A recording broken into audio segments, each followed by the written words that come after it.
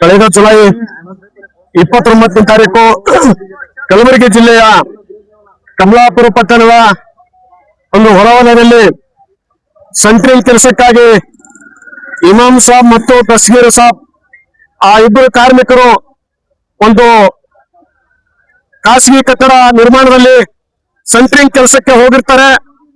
ಆ ಸೆಂಟ್ರಿಂಗ್ ಕೆಲಸ ಮಾಡುವಾಗ ಪಳಿಗಳನ್ನು ತೆಗೆಯುವಾಗ ಆ ಪ್ಲೇಟ್ಗಳನ್ನು ತೆಗೆಯುವಾಗ ಆ ಬಿಲ್ಡಿಂಗ್ ಮೇಲೆ ಒಂದು ಜಸ್ಕಾಮ್ ವೈರ್ ಹೋಗಿರ್ತದೆ.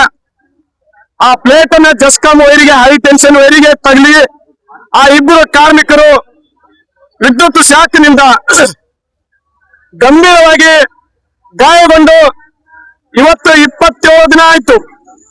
ಯುನೈಟೆಡ್ ಆಸ್ಪತ್ರೆಯಲ್ಲಿ ಇವತ್ತು ಚಿಕಿತ್ಸೆ ಪಡಿತಾ ಇದ್ದಾರೆ. ಯಾವ ಕಟ್ಟಡ ನಿರ್ಮಾಣದಲ್ಲಿ ದುಡಿತಕ್ಕಂತ ಸೆಂಟ್ರಿಂಗ್ ಕಾರ್ಮಿಕರು ಅವರ ಬದುಕನ್ನ ಅವರ ರಕ್ತ ಮೇಲೆ ನಿಂತಿರ್ತದ, ಅವರ ಬದುಕು ಕೈಕಾಲ ಮೇಲೆ ನಿಂತಿರ್ತದ. ಅದಕ್ಕ ಇವತ್ತು ಅಪಘಾತಕ್ಕೊಳಗಾಗಿ ಯುನೈಟೆಡ್ ಆಸ್ಪತ್ರೆಯಲ್ಲಿ ವಿದ್ಯುತ್ ಶಾಖಿನಿಂದ ಅವರ ಕೈಯನ್ನು ಕಟ್ ಮಾಡಿದ್ದಾರೆ. ಇವತ್ತು ಗಂಭೀರವಾಗಿ ಗಾಯಗೊಂಡಂತ ಕಾಲು ಕೂಡ ಕಟ್ ಮಾಡಿದ್ದಾರೆ. ಆ ಹೃದಯದ ರಂಧ್ರಕ್ಕೆ ಇವತ್ತು ರಂಧ್ರ ಬಿದ್ದಿದೆ. ಇಡೀ ಕೈ ಕಳ್ಕೊಂಡ್ರು, ಕಾಲು ಕಳ್ಕೊಂಡ್ರು, ಹೃದಯವನ್ನು ಕಳ್ಕೊಂಡ್ರು. ಆ ಇಬ್ಬರು ಕಾರ್ಮಿಕರು ಇವತ್ತು ಅವರ ಬದುಕನ್ನ ಕಳ್ಕೊಂಡು ಆ ಕಾರ್ಮಿಕರ ಕುಟುಂಬಗಳು ಕಣ್ಣೀರಿನಲ್ಲಿ ಕೈ ತೊಯ್ತಾ ಇದ್ದಾರೆ. ಇವತ್ತು 27 ದಿನ ಆದ್ರೂ ಕೂಡ ಈ ಘಟನೆ ಸಂಭವಿಸಿ ಕಮಲಾಪುರ ಪಂಚಾಯಿತಿಯ ಟೌನ್ ಪಂಚಾಯಿತಿಯ ಪಿಡಿಒ ಆಗಲಿ, ಪಂಚಾಯಿತಿ ಅಧಿಕಾರಿ ಆಗಲಿ, ಅಥವಾ ಗ್ರಾಮೀಣ ಶಾಸಕರಾಗಲಿ, ಅಥವಾ ಕಲಬುರಗಿಯ ಶಾಸಕರಾಗಲಿ, ಕಲಬುರಗಿಯ ಜಿಲ್ಲಾ ಉಸ್ತುವಾರಿ ಮಂತ್ರಿ ಆಗಲಿ, ಜಿಲ್ಲಾ ಉಸ್ತುವಾರಿ ಮಂತ್ರಿ ಆಗಲಿ, ಕೆಪಿಟಿಸಿಎಲ್ ಇಂಜಿನಿಯರ್ ಆಗಲಿ, ಇವತ್ತು ಯಾರು ಇವತ್ತಿನ ನಾವು ಒಬ್ಬರೇ ಒಬ್ರು ಅಧಿಕಾರಿಗಳಾಗ್ಲಿ, ಶಾಸಕರಾಗ್ಲಿ ಒಬ್ಬ ಸಾವು ಬದುಕಿನ ಮಧ್ಯೆ ಹೋರಾಟ ಮಾಡ್ತಕ್ಕಂತ ಆ ಕುಟುಂಬಕ್ಕೆ ಕಣ್ಣೀರು ಒರೆಸುವಂತ ಕೆಲಸ ಮಾಡಲಿಲ್ಲ, ಆಸ್ಪತ್ರೆಗೆ ಭೇಟಿ ನೀಡಲಿಲ್ಲ. ದುಡಿಯ ಕುಟುಂಬಗಳು ಇವತ್ತು ಕಣ್ಣೀರಿನಲ್ಲಿ ಕೈ ತೊಯ್ತಾ ಇದ್ದಾರೆ. ಆ ಕುಟುಂಬಗಳು ಇವತ್ತು ಯುನೈಟೆಡ್ ಆಸ್ಪತ್ರೆಯಲ್ಲಿ ಸಿಕ್ಕಾಪಟ್ಟೆ ಇವತ್ತು ಬಿಲ್ ಆಗಿದೆ. 15ರಿಂದ 20 ಲಕ್ಷ ಬಿಲ್ ಆಗಿದೆ. ಇಂಥ ಒಂದು ದುರ್ಘಟನೆ ನಡೆದ್ರು ಕೂಡ ಯಾವ ಕೆಪಿಟಿಸಿಎಲ್ ಅಧಿಕಾರಿ ಇವತ್ತು ಇಲಾಖೆ ತಪ್ಪಾಡಿದೆ. ಇವತ್ತು ಕೆಬಿ ಶಾಕ್ ಸರ್ಕ್ಯೂಟ್ ನಿಂದ ಅಪಘಾತಕ್ಕೊಳಗಾಗಿ ಸಾವು ಬದುಕಿನ ಮಧ್ಯೆ ಆ ಕುಟುಂಬಗಳು ಆತಂಕಕ್ಕೊಳಗಾಗಿದ್ದಾರೆ. ಅವರ ಮಕ್ಕಳು, ತಾಯಿ, ತಂದೆ, ಅವರ ಪತ್ನಿಯರು ಇವತ್ತೆಲ್ಲ ಯಾವ ದುಡಿಮೆ ಮಾಡ್ತಕ್ಕಂತ ಕುಟುಂಬದ ಯಜಮಾನ, ಆ ಕುಟುಂಬಕ್ಕೆ ಆಧಾರ ಸ್ತಂಭ ಇವತ್ತು ದವಾಖಾನೆಯಲ್ಲಿ ಸಾವು ಬದುಕಿನ ಮಧ್ಯೆ ಇದ್ದಾರೆ. ನಮ್ಮ ಇವತ್ತು ಬೇಡಿಕೆ ಇರೋದು ಇಡೀ ಕುಟುಂಬದವರು, ಸೆಂಟ್ರಿಂಗ್ ಯೂನಿಯನ್ದವರು, ಕಾರ್ಮಿಕರು ಎಲ್ಲರೂ ಇವತ್ತು ಒತ್ತಾಯ ಮಾಡೋದಂದ್ರೆ ಅಪಘಾತಕ್ಕೊಳಗಾದಂತ ಕುಟುಂಬಕ್ಕೆ ಇವತ್ತು ಸೂಕ್ತವಾದಂತ ಪರಿಹಾರ ಕೊಡಬೇಕು, ಆಸ್ಪತ್ರೆ ಖರ್ಚು ಕೊಡಬೇಕು, ಮುಖ್ಯಮಂತ್ರಿಗಳ ಪರಿಹಾರ ನಿಧಿಯಿಂದ ಕೊಡಬೇಕು. ಯಾವ ಇಲಾಖೆ ಜೆಸ್ಕಾಂ ಇಲಾಖೆ ತಪ್ಪಾಡಿದೆ ಆ ಜೆಸ್ಕಾಂ ಇಲಾಖೆಯಿಂದ ಎರಡೂ ಕುಟುಂಬಗಳಿಗೆ ಸೂಕ್ತವಾದಂತ ಪರಿಹಾರ, ಆರೋಗ್ಯ ಪರಿಹಾರ, ಮಕ್ಕಳಿಗೆ ಶಿಕ್ಷಣ ಪರಿಹಾರ, ಸೂಕ್ತವಾದಂತ ಉದ್ಯೋಗ ಕೂಡ ಕೊಡಬೇಕಂತಕ್ಕಂಥದ್ದು ನಮ್ಮ ಯೂನಿಯನ್ ಕಡೆಯಿಂದ ಸಮಸ್ತ ಈ ಹೋರಾಟಗಾರರಿಂದ ಸರ್ಕಾರಕ್ಕೆ ಒತ್ತಾಯ ಮಾಡ್ತೀವಿ. ಮಾನ್ಯ ಜಿಲ್ಲಾ ಉಸ್ತುವಾರಿ ಮಂತ್ರಿಗಳು ಗಮನ ಹರಿಸಬೇಕು. ಅದಕ್ಕೆ ಯಾವ ಕ್ರಿಕೆಟ್ ಆಡೋರಿಗೆ ತಕ್ಷಣ ಪರಿಹಾರ ಕೊಟ್ಟು, ಬಿಜಾಪುರ ಜಿಲ್ಲೆಯಲ್ಲಿ ಮೋಟಿಗೆಯಲ್ಲಿ ಒಂದು ಮನೆ ಬಿದ್ರೆ ಇಡೀ ಜಿಲ್ಲಾಡಳಿತ, ಜಿಲ್ಲಾ ಉಸ್ತುವಾರಿ ಮಂತ್ರಿಗಳು ಎಂ.ಬಿ. ಪಾಟೀಲ್ ಅವರಲ್ಲಿ ನಿಂತು ಅವತ್ತಿನ ದಿನನೇ ಪರಿಹಾರ ಕೊಟ್ಟರು ಆ ಕುಟುಂಬಕ್ಕೆ.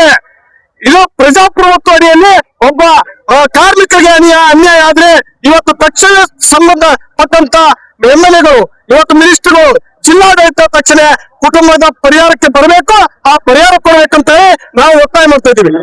ಶಂಕರ ಕಟ್ಟಿ ಸಂಘಾವಿ, NCL ಜಿಲ್ಲಾ ಅಧ್ಯಕ್ಷರು.